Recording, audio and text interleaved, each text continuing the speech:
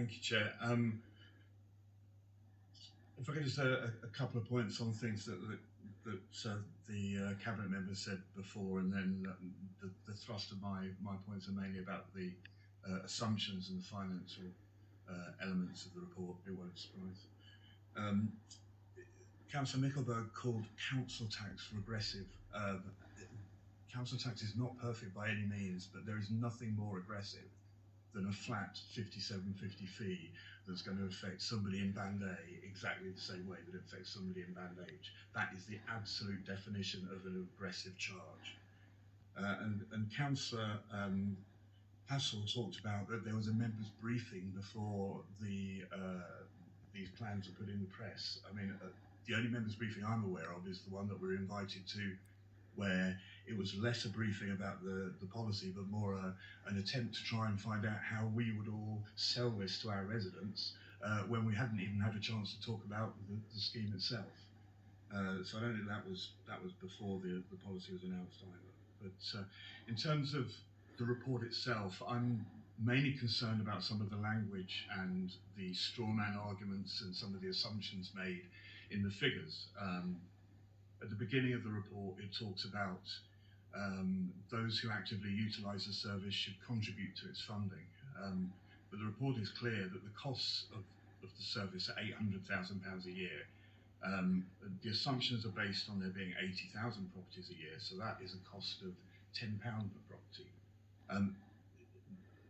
The charge that's being proposed is more than 5 times that, and even in Table 3, you see that it's the net operational surplus that it's bringing in is considerably more than the £800,000 that it costs a year.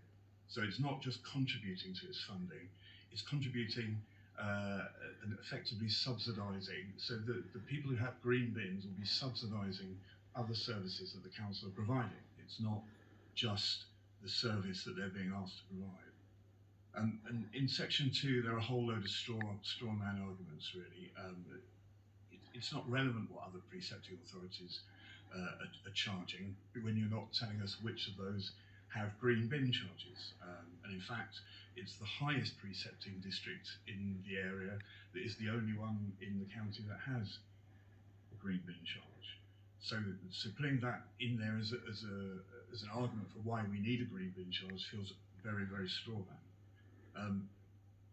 There's also, it's not relevant what percentage of the council tax that's levied on the residents is retained by the district, because it's the other parts of that council tax charge to our residents that's increasing, that's outside of our control. The social care charges, the town councils that are raising their precepts, and indeed the mayor with his precept that's been added this year. So those charges go up, then of course our share of the overall council tax bill will come down. But it doesn't really have any relevance as to a reason why we should be bringing in green bin charges. And then we've heard a lot about the budget deficit, or it's a budget gap. That's the LGA terminology, not a deficit.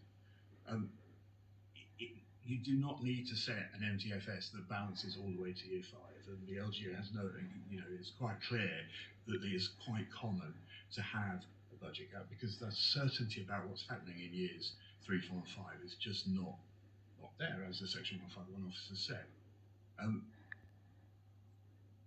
The gap that's been talked about, the 8.1 million gap, has actually been closed already. It's been closed in the first 2 years of the 23-24 budget and the 24-25 in the MTFS. The combination of the new homes bonus, the difference in national domestic rate collection that we retain here, and the 3% funding guarantee that weren't in the MTFS that was inherited by the administration, those things alone have closed that budget gap completely.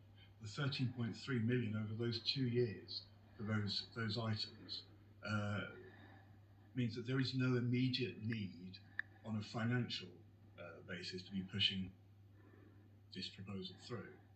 And in fact, even on the slides that we show, over the course of the MTFS, the reserves of the council are going to be increased by 4.6 million on the side. If you include the earmark reserves, 5.8 million. 5.8 million is going into reserves over the next 5 years. Yet the charges that this is going to bring in, according to Table 3, is 4.9 million. So this is far from closing a budget gap. We are asking our residents, through their green bins, to pay to increase the reserves of the council, and I don't think that's right.